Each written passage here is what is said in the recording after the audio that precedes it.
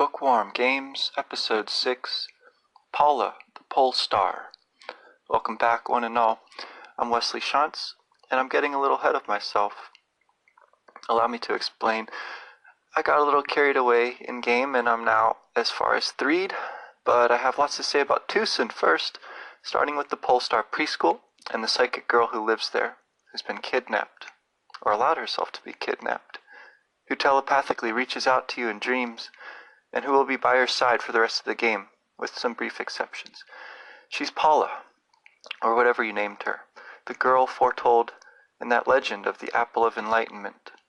And I hope you knew you could count on me to come back for that low-hanging fruit at some point. I did refrain from talking about sharks and jets and Romeo and Juliet in the past few weeks, but an allusion to the central myths of East and West simultaneously. Now, fruit of knowledge of good and evil in Genesis, Buddha's enlightenment.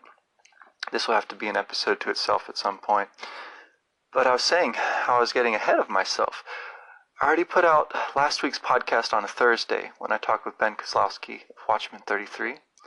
And I should point out that he was also the first guest, if I'm not mistaken, that Corey Olson, Tolkien professor, had on his podcast back when it was just a whippersnapper. And so I hope that bodes well. As a result, I'd intended to take this past weekend to work on some other things and to take a break from Bookworm, but then I was worried that I'd forget what I wanted to say about Tucson if I left it too long. And then I'm planning out a little of the rest of this series. It looks like I want to have some conversations about once a month or so, and then I'll treat every location in the game for about 3 weeks. And so I should be on schedule to complete the game sometime in the fall. And that's the time of year that I really like to read Philip Pullman, and so I'm planning to make that The Golden Compass and His Many Worlds the subject of my next series of Bookworm games. So they're not video games, right? And so you have to wait and see how this fact fits in with the Bookworm project. I felt like I might have come across as being too dismissive of J.K. Rowling a few weeks ago. No doubt I'm just jealous that her fame has eclipsed Pullman somewhat. And I think she gets the unappreciated values of simple kindness just right.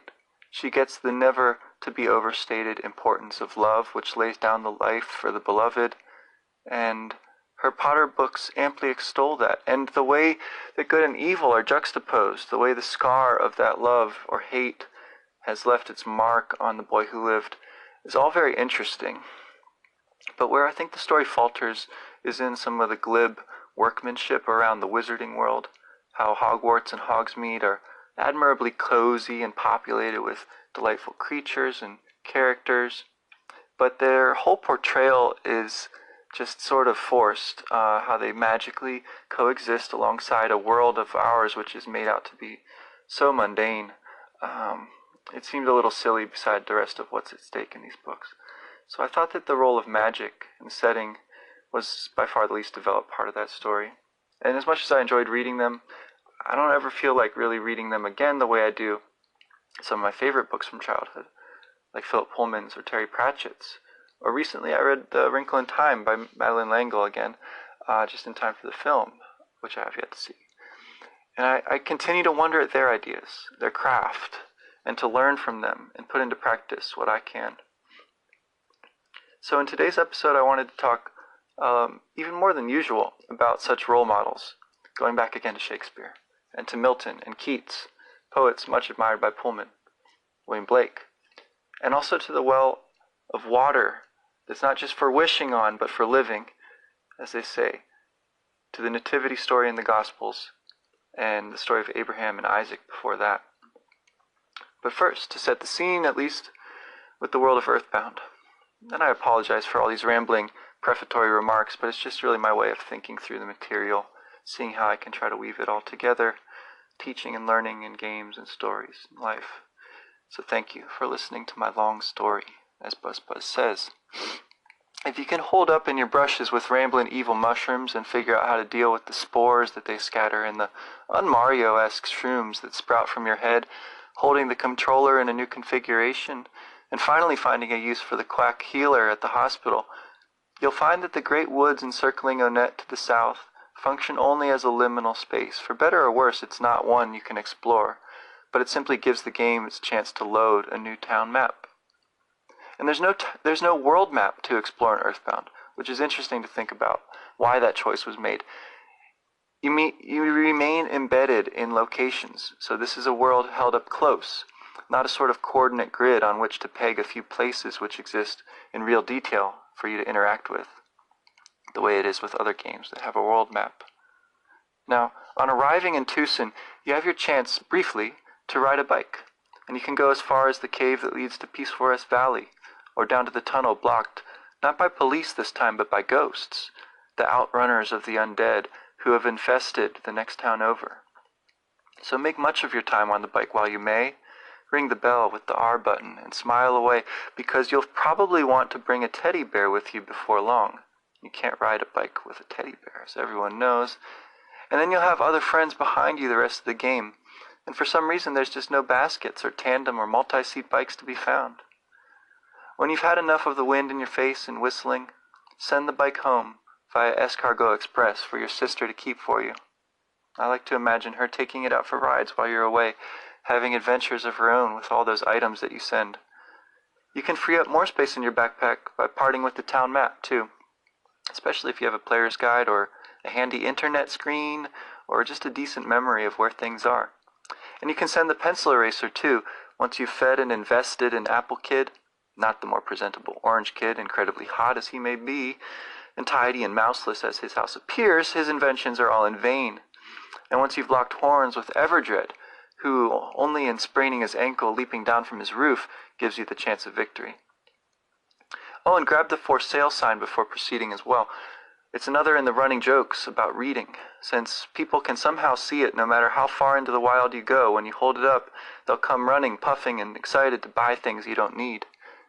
Try it out with the fresh eggs, which after a few steps will hatch into peeping chicks and a few more clucking chickens, and they can be sold for ludicrous profits. In Tucson, the hippies and the bag ladies and the cops have blue faces, and many of the adults have gone through the valley swarming with restive oaks and little UFOs to join the happiest cult, painting everything blue in their commune. We'll say more about this and the two towns as reflections of one another next week. But the most important person who's missing now is not a parent, but a girl. Your dream girl. And in some sense, the archetypal dream girl, Paula, though she has a personality of her own. In the preschool that she runs with her mom, you can see the range of reactions to her kidnapping. The children are distraught, some amazingly articulately so, perhaps attesting to Paula's skill as a teacher and caretaker, and perhaps to the more widespread nature of psychic powers in the vicinity. They all look up to her, the way Ness's friends in the treehouse look up to him, and the way all of us look up to someone, whether it's a parent or a role model or some leader. That in our attempt to fashion some ideal of ourselves, that's how we hope to see ourselves in the world. Now, Paula's parents represent some extremes of faith in her abilities, of hope in her safety, and of love for their daughter. Her mother blithely carries on, secure in the belief that everything will be all right. None of this will have a lasting negative impact on anyone before it turns out all right. So it's an unsettling, if a majestic, degree of faith on her part. A little difficult to believe, right? To have faith in turn. To believe that it's sincere. Perhaps she's putting on a front of strength for the benefit of the kids. But somehow it does seem genuine. And then Paula's dad, on the other extreme, is frantic. He's engaged in magical thinking, which happens when you lose things, of course.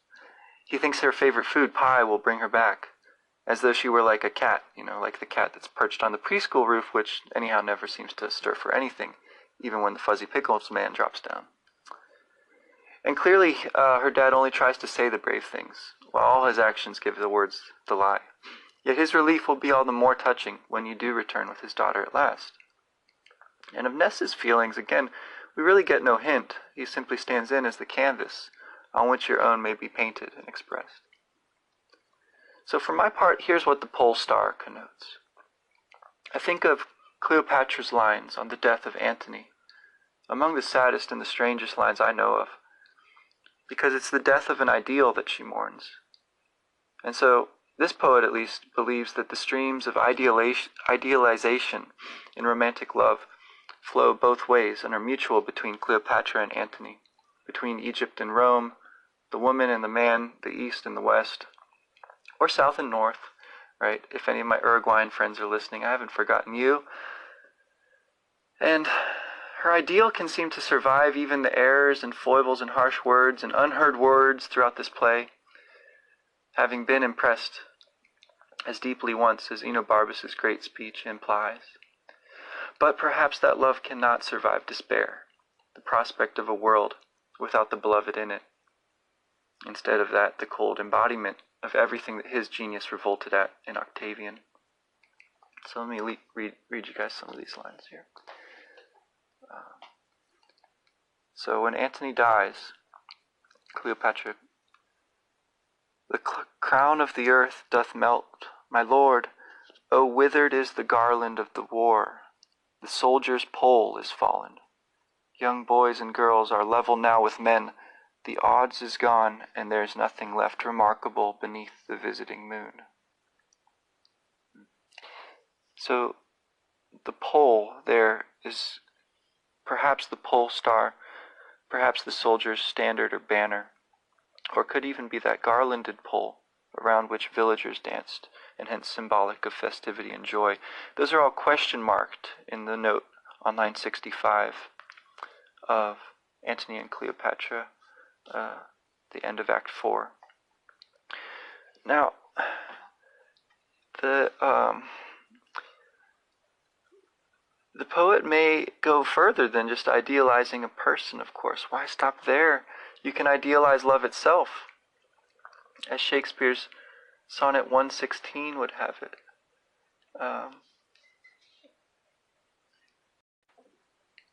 Let me not to the marriage of true minds admit impediments.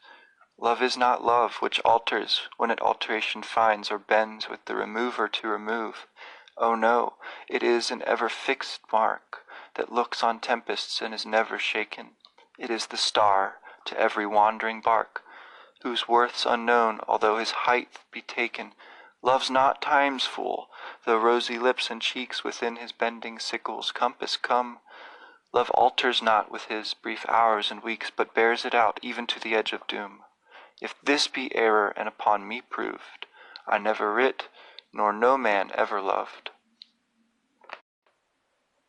So he has the image of the star guiding the sailor, which is a classic one there.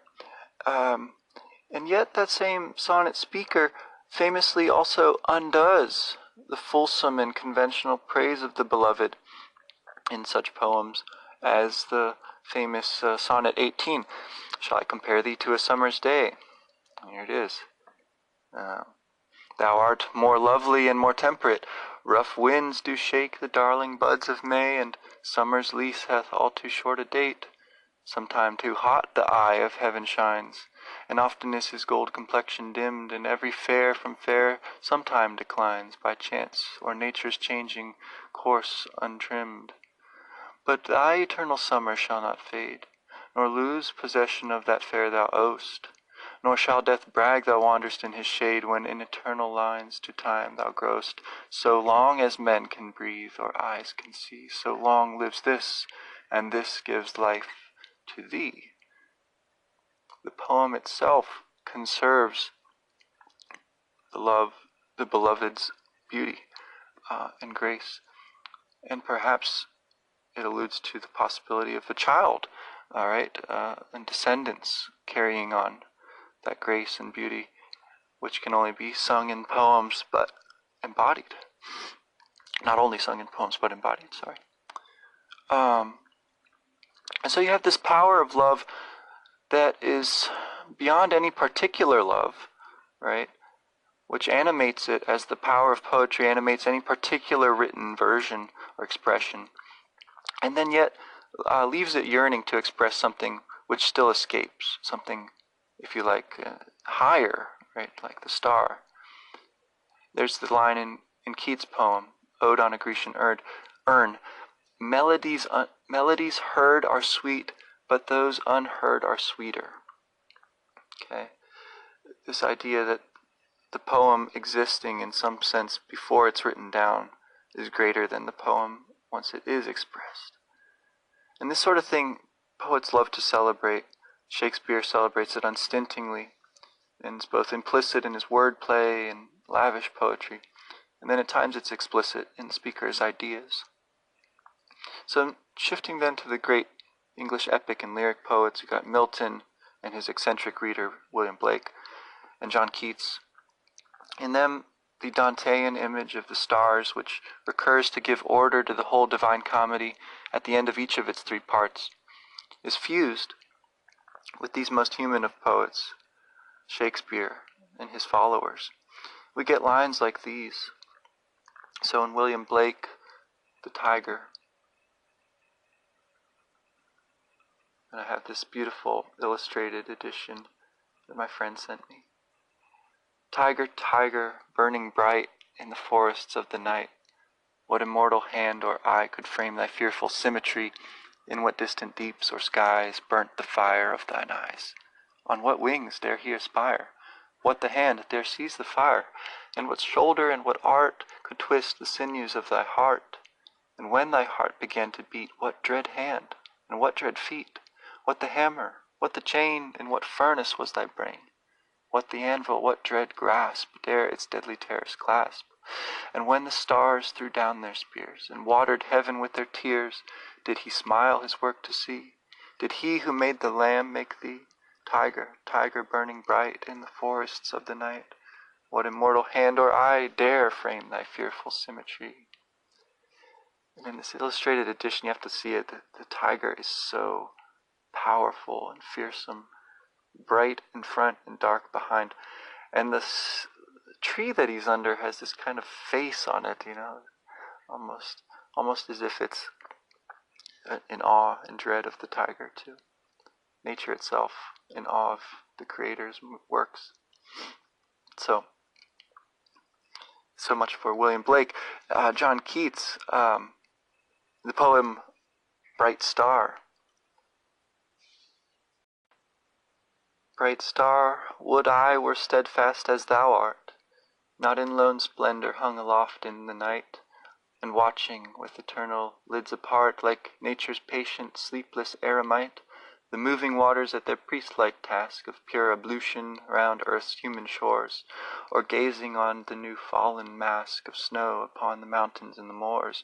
No, yet still steadfast, still unchangeable, pillowed upon my fair love's ripening breast, to feel forever its soft fall and swell, awake forever in a sweet unrest, still to hear her tender taken breath, and so live ever, or else swoon to death. And there we have, of course, the eternal nature of the stars contrasted or put in tension with the human desire for the beloved.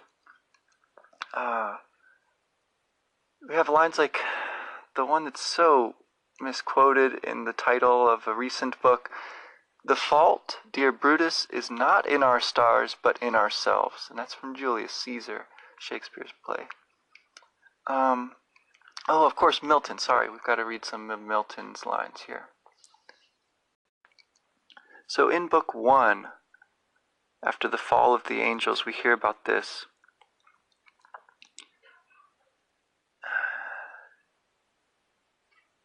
In ancient Greece, there we go, here it is, okay.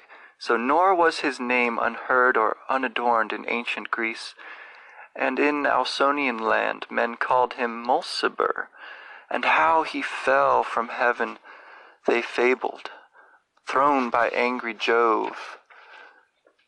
Sheer o'er the crystal battlements, from morn to noon he fell, from noon to dewy eve, a summer's day, and with the setting sun dropped from the zenith like a falling star on Lemnos, the Aegean isle. Thus they relate, erring. Alright, so that's from around line 740 or so in Book 1 of Paradise Lost by John Milton. So, comparing one of the fallen angels to the story of Hephaestus, as told, for example, in Homer, Iliad, Book 1, lines 591 or so. This I'm finding in the footnotes, and it's in brackets here. Zeus caught me by the foot and threw me from the magic threshold, and all day long I dropped helpless, and about sunset I landed in Lemnos. So the story of Hephaestus in the Greek myth is recast in Milton's conception to be a story about a fallen angel in that fall that precedes that of man. Then, of course, there's also the association of Lucifer with the morning star, and he has that around Book 5, line 708. His countenance as the morning star that guides the starry flock allured them, and with lies drew after him the third part of heaven's host. So that's just an example of the dangerous nature of admiring stars, I suppose, if the star that you set your sight on happens to fall, right, happens to betray its trust. And then I did want to look at those famous passages in the gospel stories. For some reason I thought this was in Luke, but I guess the shepherds are in Luke. Maybe that's why I was thinking that. It's in Matthew, Matthew 2, chapter 2. Got the wise men and the star. Let's see if I've got it here. Now when Jesus was born in Bethlehem of Judea in the days of Herod the king, behold, there came wise men from the east to Jerusalem, saying, Where is he that is born King of the Jews? For we have seen his star in the east, and are come to worship him. So, that's just a little bit of that. Then skipping ahead to verse 9, when they had heard the king, they departed, and lo, the star which they saw in the east went before them, till it came and stood over where the young child was. When they saw the star, they rejoiced with exceeding great joy. Love that King James language. That's Matthew book 2, star that leads to the Savior, even for those from distant lands, from distant walks of life. And of course this nativity story is, I don't know what you'd say, preceded by the story in Genesis of Abram, later called Abraham. And so in the first quote I have here, he's still Abram. This is Genesis 15, verse 5.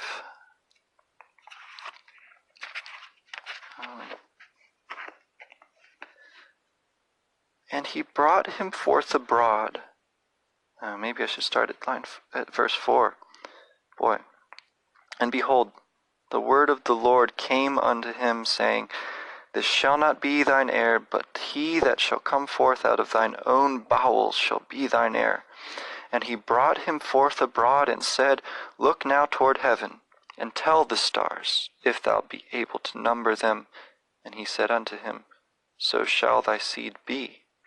And he believed in the Lord, and he counted it to him for righteousness. All right, so that, the number of the stars, so again, the descendants here is talked about. Those who come after you. You believe in that as you believe in anything, your own salvation or your own love or whatever it might be. So then, skipping ahead a bit, Genesis 22, this is verse 17. We've got, a little before that, 15. This is right after the Abraham and Isaac scene, which I just don't even feel qualified to speak about, but by all means read it. Genesis 22, and then this is verse 15. And the angel of the Lord called unto Abraham out of heaven the second time. First time was to stop him from killing his son, and said, By myself have I sworn, saith the Lord, for because thou hast done this thing, and hast not withheld thy son, thine only son, that in blessing I will bless thee, and in multiplying I will multiply thy seed as the stars of the heaven, and as the sand which is upon the seashore. And thy seed shall possess the gate of his enemies, and in thy seed shall all the nations of the earth be blessed, because thou hast obeyed my voice. Man. So the blessing is not just for Abraham, but for the whole world through him, through the son that he was willing to slay, but was restrained at the final moment. And then this is repeated again, at least once more. I mean, again, not really qualified to speak about this stuff, but I can at least point you towards it. So Genesis 26, verse 4 here, the promise is repeated. This is when there's a famine. And I will make thy seed to multiply as the stars of heaven, and will give unto thy seed all these countries, and in thy seed shall all the nations of the earth be blessed. Okay, so promise of land, of salvation from death, in this case specifically the famine, but I guess more generally, and then the promise that there will be an inheritance for one's children. All right, so fitting stuff to read on Easter weekend here. As children, many of us are supposed to dream of being astronauts. Well, I wanted for a long time to be an astronomer because of this universe book. I think it's a National Geographic book. The pictures it had were these mythic namesakes of the artists' renditions of the planets and the constellations, the gods, these stories. And I would pore over these pictures. The picture of the world tree in the Norse myth, they had a great rendition of that. The picture of Mercury with his wings. And maybe it's partly all these books, these pictures, that made me fall in love with Philip Pullman's work, which I read first as a kid, but again, I reread it and it's still so good. I fell in love with his work because his heroine, Lyra, is captivated by the idea of north, of the aurora, the northern lights. The possibility of getting to travel there and see them helps explain her falling for the temptation of the glamorous Mrs. Coulter, despite her Miss Coulter's clearly malignant soul, as portended by her golden monkey Damon. And I've got a little bit to read from that too. For example here, just a paragraph from page 23 of the Golden Compass in my book. Lord Asriel put a new slide in the lantern frame. It showed the same scene. As with the previous pair of pictures, many of the features visible by ordinary light were much dimmer in this one, and so were the curtains of radiance in the sky. But in the middle of the aurora, high above the bleak landscape, Lyra could see something solid. She pressed her face to the crack to see more clearly, and she could see the scholars near the screen leaning forward too. As she gazed, her wonder grew, because there in the sky was the unmistakable outline of a city, towers, domes, walls, buildings and streets suspended in the air. She nearly gasped with wonder. So, I love situations like that. You get them in Tolkien often too, where the characters in the story are held spellbound by wonder. And so your wonder is in a way primed and even reflected, magnified by their own. So she goes to rescue someone too, like Ness rescuing Paula. And in her story it turns out other than she had imagined it. And it turns out that her story is just beginning. And so hopefully there'll be more on that to come in the fall. I hope you'll stick with me for that. One last earthbound consideration, a word which may be derived from the word for star, consideration. For today, before I close, it struck me, I'm playing through this time, that Paula is the only one of your four friends that you don't play as independently prior to their joining the quest. The brainy Jeff, Pooh, the prince from the east, each has his mini-quest before meeting up with Ness and Paula. And of Ness's own solo adventure so far, we've seen in these episodes of the Overture and the Three on No Net. And I'm torn in how I feel about this decision on the game designer's part. On the one hand, they do try to make it clear that Paula could have escaped from the cabin on her own. And so it's her choice to wait for you there, to endure loneliness with just her teddy bear for company, and to endure a feigned powerlessness with confidence all along in her own potential, which is quickly and unmistakably going to be borne out because she can soon deal more damage than Ness against most foes. And and particularly against major boss fights throughout the game. A PSI freeze attack could have popped open the lock and let her out of the cabin, and she could have leveled up against some crows and snuck past the cultists and returned home.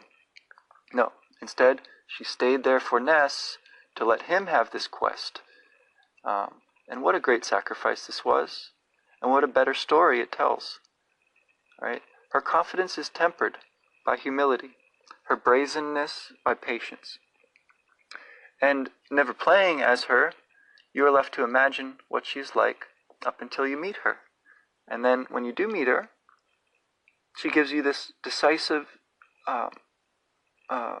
item for defeating the cult leader, Carpenter, who's empowered with lightning like Jove, so that the only way to protect yourself is with a Franklin badge, of course. Scientific, experimental boldness and democratic canniness can overcome that mythic tyranny and bring down with love a deranged order that's untrue to its own promises. So, again, more on this stuff next time, but to recap, we've seen many of these examples of stars in literature and thought a little bit about what they might symbolize as something to look up to wish upon, to hold above you as a judge of your own actions, as a model to follow or to be wary of. And hopefully all these examples are a little bit familiar and a little bit strange as seen through the lens of this quirky video game. Of course, in the background of some of these thoughts are the recent podcasts by Jordan Peterson, where he talks about Pinocchio and Geppetto, and I imagine that Mr. Schmidt and I will be talking more about this at some point on side quests before too long. Again, I'm looking forward to a few more episodes on Tucson, hopefully a conversation in the near future again with one of my friends, co-workers in this great task of reading, playing, interpreting, and thanks for listening. Take care.